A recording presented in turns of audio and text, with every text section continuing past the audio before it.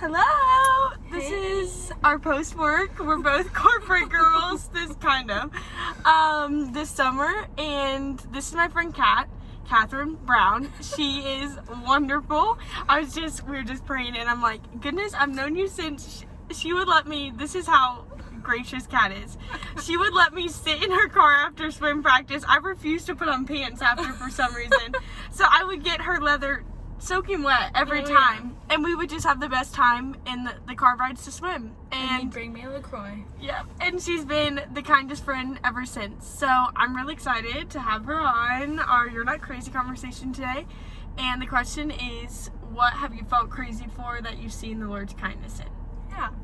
So I would say recently in this season of post-grad life, I've been post-grad now for a year, is definitely just the quietness of the Lord and really learning that throughout the season of corporate life and living at home with your parents. There's really not a lot that goes on, like in college, living with all your friends, and in Milledgeville walking to all your friends and like walking to church and walking downtown. So definitely just a different pace of life.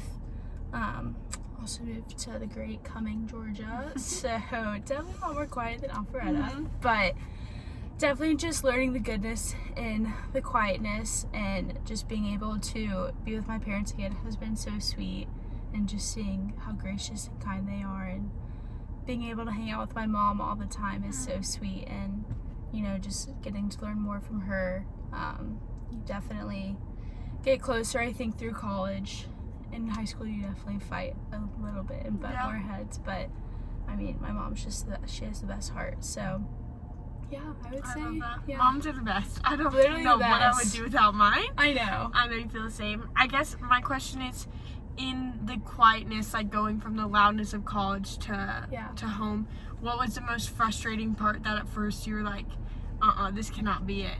Like just being by myself. Like I remember like in August, my parents went out of town. All my siblings, I have 3 siblings, went back to college. My sweet boyfriend Austin went back to school to finish up his master's, and I was literally just like sitting at home like by myself. Like granted, I had my friends, but like just being alone for the first time in a long time was definitely needed. But you know, you just get to see his kindness through that and really get to reflect on yourself and get to reflect on, you know, I mean, I reflected on the past 4 years and going to work every day, 7:30 to 4:30, and doing like the same thing and learning something completely new that you've never done before. It's a lot, but I mean, every day he's consistent and he's kind and gracious. So what would be your tip to someone who's in a similar season to lean into his kindness, like to sit in the waiting period enough? Like, what is something tangible practice that you've done to give perspective to the quietness? Yeah, I mean, obviously I'm not perfect. I definitely had my seasons even throughout this past year where I didn't pick up my Bible for like several weeks, but just trying to be intentional and continue that quiet time, especially when you don't live with 6 roommates who are also chasing after Jesus. It's definitely hard, especially when you're the oldest. Like my siblings weren't there, and it's not like my mom was like, oh, let's go, like, I don't know. So you just definitely had to like really like push yourself, be what's the word, disciplined to make time for that, I guess, because you really aren't like just like by yourself. I mean, you have your encouragers, but I would say just try and be consistent with making that time even when you're exhausted. Yeah. So last question, because I think this is, I actually had a meltdown this weekend. We haven't caught up yet, so I haven't told you this yet, but I did have a meltdown on Saturday. If you walked by Old Milton Parkway around 10 a.m. Saturday morning and saw me bawling on the side of the road next to my mom, that was me. And it was that same thing of like, holy cow, like I can't do 9 to 5 for the rest of my life. It's like horrifying. I'm 20, and let's think about retirement maybe at 60 years old. Maybe hopefully sooner, but I'm like 40 years, and I can smile about it now because you're right, the Lord's kind, and I think sometimes it's healthy for us to process those things.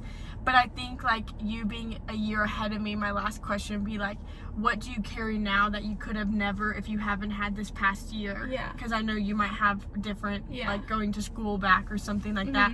What do you want to carry out of this time that you couldn't have done it without learning in that quietness? Yeah. I mean, definitely, like, even when you think, like, you're not where you're supposed to be, like, you definitely are. Like, I have one coworker who literally is just, like, the greatest gift, and she's such a joy. And like, if I didn't go work where I work now, which is like completely polar opposite of what I studied in college, like, I would have never met her. And so just looking for the little things that God places throughout your life, and, you know, getting to meet all of my coworkers who are so kind and so gracious. Like, I literally walked in having not a single clue what the heck was going on.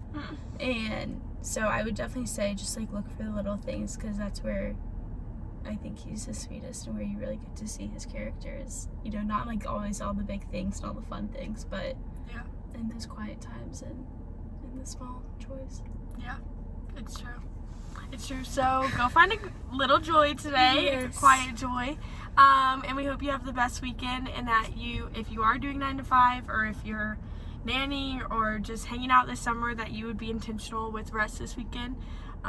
It's more important than we think. So we love you tons. Un besito a ti, y we'll see you soon. Bye.